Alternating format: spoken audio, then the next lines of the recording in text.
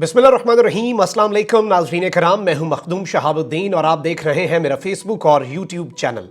उम्मीद करता हूं आप सब लोग बखैर व आफियत होंगे और जहां भी होंगे अपने अहले खाना समेत खुश भी होंगे और महफूज भी। जिन लोगों ने अभी तक चैनल को सब्सक्राइब नहीं किया उनसे मेरी ये दरखास्त होगी कि चैनल को लाजमी सब्सक्राइब कर लें, बेल आइकन को प्रेस कर दें ताकि आने वाली तमाम तर वीडियोस आप तक पहुंचती रहें और इसी तरह आपका और मेरा ये साथ इस चैनल के जरिए बरकरार रह सके। नाज़रीन किराम, इस वक्त बाकायदा तौर पर भारत के अंदर या फिर बिलखुसूस ये कहा जाए कि भारतीय पंजाब जो है वहां पर एक पूरे का पूरा खेल रचाया जा रहा है और माहौल बनाया जा रहा है पाकिस्तान के साथ कशीदगी का। और बाकायदा तौर पर पहली मर्तबा पाकिस्तान की खुफिया एजेंसी ISI पर लुधियाना कोर्ट कॉम्प्लेक्स के धमाके का इल्जाम लगाया गया है और जिस शख्स को सामने लाया गया है उसे पाकिस्तान का और जनरल बाजवा और जनरल नदीम अंजुम का एजेंट कहा गया है। इस हवाले से इस वक्त क्यों ये मामला एक फ्लैश पॉइंट बन चुका है और क्यों बाकायदा तौर पर इस खित्ते पर और पाकिस्तान और भारत के दरमियान कशीदगी और जंग की कशीदगी या फिर किसी भी तरह का जो कॉन्फ्लिक्ट या फेस ऑफ है उसका माहौल क्यों बन चुका है, इस वाले से बड़ी एक्सक्लूसिव डिटेल्स हैं। पाकिस्तान की साइड पर इस चीज को किस तरह से देखा जा रहा है, दिफाई जराए इस वक्त क्या कह रहे हैं और जनरल कमर जावेद बाजवा का हालिया दौरा जो है अगले मोर्चों पर जो पहुंचे हैं और रीसेंट जो चेन ऑफ इवेंट्स हैं वो किस जानिब इशारा कर रहे हैं, ये पूरा मामला आपके सामने क्रिस्टल क्लियर हो जाएगा जब मैं कुछ डिटेल्स हैं और बल्कि इंडियन मीडिया की कुछ खबरें भी मैं आपके सामने चलवाऊंगा ताकि पूरा मामला वाज़े हो जाए। इस सब के अंदर नाज़रीन इकराम मैं आपको यह बताऊं कि काफी अरसे बाद बाकायदा तौर पर पाकिस्तान की ISI जो है उस पर इल्जाम लगाया गया है इंडिया के अंदर बाकायदा तौर पर। इनके मीडिया की तरफ से तो वैसे परिंदा भी पर मार ले कुछ भी हो जाए, बल्कि उनके स्टूडियो के अंदर अगर सामने टेबल पर पड़ा ग्लास भी टूट जाए तो उसके पीछे ISI होती है। हम भारतीय मीडिया और उसके झूठ पर कोई बात नहीं करेंगे, हम सिर्फ और सिर्फ उनके ऑफिशियल्स के लेवल पर बात करते हैं। और कश्मीर में भी नाज़रीन इकराम ISI पर पाकिस्तान की आर्मी पर इल्जाम लगता रहता है, लेकिन वो एक डिस्प्यूटेड टेरिटरी है, उसमें इल्जाम की उतनी हैसियत या उतनी वक़्त नहीं होती जितनी नॉर्मल सर्कमस्टांसेस में नॉर्मल मकामात पर होती है। और अगर बात की जाए खालिस्तान के हवाले से तो खालिस्तानी ग्रुप्स और अनासिर जो हैं उन पर पहले भी और पाकिस्तान की ISI पर पहले भी एक होने का इल्जाम लगाया जाता है, चाहे वो किसान फार्मर प्रोटेस्ट हो या कोई भी चीज हो, कोई भी रैली निकाली जाए। इस सब के अंदर नाज़रीन इकराम हुआ यह है कि लुधियाना के अंदर भारतीय पंजाब में एक धमाका होता है उनके कोर्ट कॉम्प्लेक्स में, उसके दूसरे फ्लोर पर टॉयलेट के अंदर यह धमाका हुआ।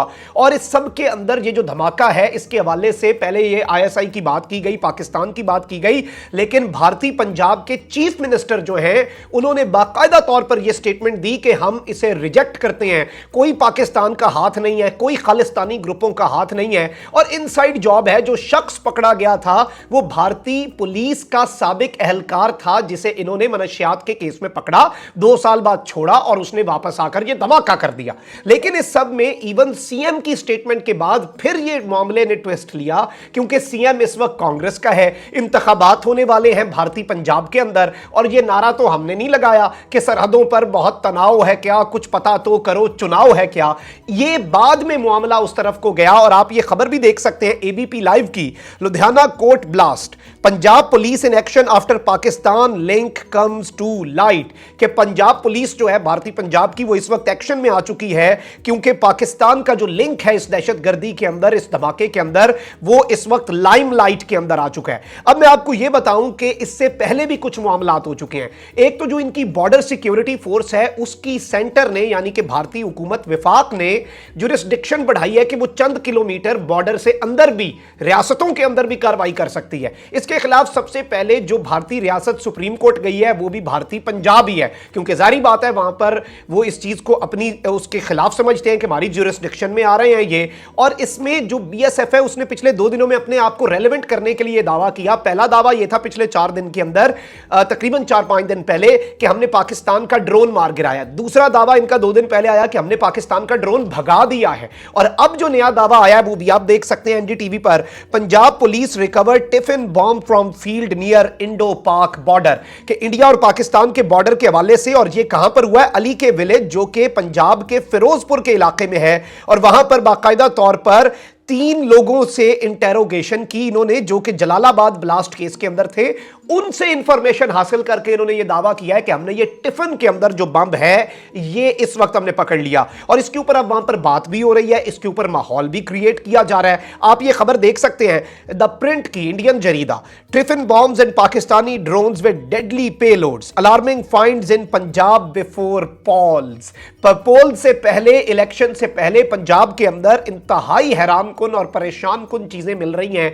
टिफिन बॉम्ब मिल रहे हैं, पाकिस्तानी ड्रोन जिनमें धमाका खेज मवाद है, हैवी पेलोड्स है, ये तमाम तर चीजें नाज़रीन किराम बाकायदा तौर पर कही जा रही हैं। और इस सब के अंदर उन्होंने कहा कि लुधियाना ब्लास्ट जो है उसके हवाले से पंजाब पुलिस ने इवन ये थर्सडे फ्राइडे को बात की इन्होंने तकरीबन 2 दिन पहले कि ये एक रिकवरी की सीरीज है, आरडीएक्स, ग्रेनेड्स, आर्म्स और कैश जो हैं उनमें एक पूरे साल की जो तहकीकात है उनमें ये चीजें सामने आ रही हैं। इस वक्त नाज़रीन किराम मैं आपको ये बताऊं कि भारत इससे पहले भी तमाम तर चीजें करता रहता है। इस वक्त इस पूरे मामले के अंदर जो चीजें सामने आ रही हैं, जो खतरनाक पहलू सामने आ रहा है, वो इनके पंजाब का जो डीजीपी है, डिप्टी इनका जो भी वहां पर है ये इसका इंचार्ज पुलिस का, उसकी तरफ से यह कहा गया है। ट्रिब्यून इंडिया की खबर आप देखें सबसे पहले, Ludhiana blast accused had links with Pakistan's ISI says Punjab DGP. इसके अंदर इसने यह कहा है पंजाब के डीजीपी सिद्धार्थ ने कि पुलिस को लीड्स मिली हैं 23 दिसंबर को होने वाले लुधियाना कोर्ट कॉम्प्लेक्स के ब्लास्ट के अंदर, और इसके बारे में यह कहा जा रहा है कि यह पाकिस्तान की स्पाई एजेंसी आईएसआई का इसमें हाथ है। और क्या रहा है, इट्स मिक्स ऑफ पाक, ड्रग माफिया एंड खालिस्तान के 3 अनासर इसके पीछे हैं, खालिस्तान, ड्रग माफिया जो है वो, और पाकिस्तान की ISI. Elements link to anti India agencies in Pakistan, Khalistani groups and drug mafia appear to be behind the blast. The motive was to scare the judiciary and create unrest. यानी कि इसने बताया है कि एक तो जुडिशरी को डराना मकसद था और दूसरा अनरेस्ट क्रिएट करना मकसद था। लेकिन इस सब के अंदर जाहिर बात है नाज़रीन किराम, आपको पता है कि सवाल यह पैदा होता है कि अनरेस्ट क्यों क्रिएट हो रही है, किसके हक में है? क्या पाकिस्तान इलेक्शंस के अंदर मोदी जी की जीत के लिए अनरेस्ट क्रिएट कर रहा है, माहौल क्रिएट कर रहा है? और इस सब के अंदर इन्होंने एक और दावा भी किया है, और आप ये दावा भी देख सकते हैं, Khalistani groups carried out Twitter campaign with ISI help before Ludhiana blast. और ये कह रहे हैं कि एक बाकायदा तौर पर इन्होंने एक ग्रुप बनाया है जिसका नाम है मोहब्बत माफिया ट्विटर पर, और ट्विटर पर ट्रेंड्स चलाए हैं खालिस्तानी ग्रुप्स ने और आईएसआई ने मिलकर। खैर इस हवाले से भी कोई मैं समझता हूं कि कंक्रीट एविडेंस जो है वो नहीं अवेलेबल। इसके अंदर नाज़रीन किराम मैं आपको ये बताऊं कि इस वक्त पाक भारत जंग या फेस ऑफ का सामान क्यों पैदा हो गया है, उसके लिए आप पहले तो 3-4 पिछले इवेंट्स देखें।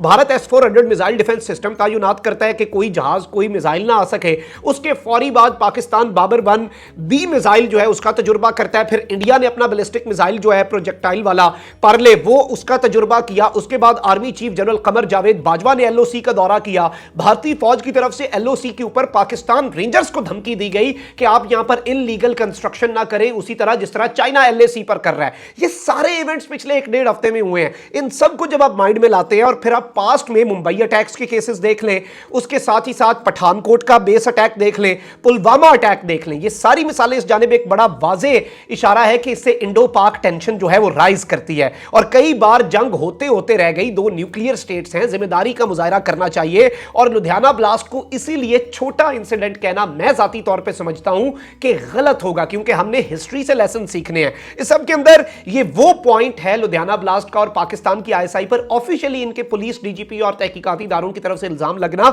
जिससे पाकिस्तान भारत कशीदगी बढ़ सकती है और जंग फुल स्केल, अल्लाह करे कभी भी जंग ना हो, कभी भी फेस ऑफ ना हो। हम तो अमन के दाई हैं, हम तो अमन की बात करते हैं, लेकिन कशीदगी बढ़ सकती है। और जाहिर बात है इसका अंदाजा आप इस बात से भी लगा सकते हैं कि इंडियन डिफेंस मिनिस्टर राजनाथ जो है उसने ब्लास्ट के बाद यहां तक कह दिया कि बाज आ जाओ, हम बॉर्डर में घुस जाएंगे, हमें डिस्टेबलाइज ना करो, और इस तरह की धमकियां जो हैं जो कि वो पहले भी दे चुका है। और इस सारे के सारे मामले में नाज़रीन किराम मैं ये जाती तौर पे समझता हूं, इससे पहले आप देख लें कि पठानकोट हमला जो हुआ था उसके बाद पाकिस्तान में जैश ए मोहम्मद के दफातर सील किए गए थे। और पाकिस्तान हमेशा से ये कहता है कि हमारी सरजमीन किसी मुल्क के खिलाफ हम इस्तेमाल नहीं होने देंगे। अगर तो इंडिया के पास क्रेडिबल इंफॉर्मेशन है वो पाकिस्तान के साथ शेयर करे, सिविल मिलिट्री लीडरशिप के साथ ऑफिशियली बाकायदा तौर पर जो उनका इरादा है कि हम अपनी सरजमीन इन किसी के खिलाफ इस्तेमाल नहीं होने देंगे, तो इंशाल्लाह ऐसा ही होगा। और इस तरह से मामला जो है अगर हुआ भी है, लेकिन इसके अंदर जो मामलात हैं वो आपके सामने हैं। सरहदों पर बहुत तनाव है क्या, कुछ पता तो करो, चुनाव है क्या, तो चुनाव सर पे है